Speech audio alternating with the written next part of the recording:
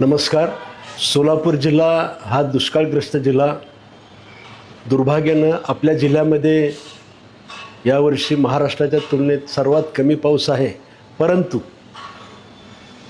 उजनी धरणाच्या कार्यक्षेत्रामध्ये प्रचंड पाऊस झालेला असल्यामुळे त्या ठिकाणी पाणी खूप मोठा साठा झालेला आहे आणि उजनी धरणातून पाण्याचा प्रवाह मोठ्या प्रमाणात आहे. जवळपास 1.25 लाख 1.5 लाख क्युसेसच्या आसपास आहे. मी भीमा नदीकाठच्या सर्व नागरिकांना विनंती करतो आहे, आपण कुणीही भीमा नदीकाठी जाऊ नका, आपल्या मुलाबाळांनासुद्धा पाठवू नका.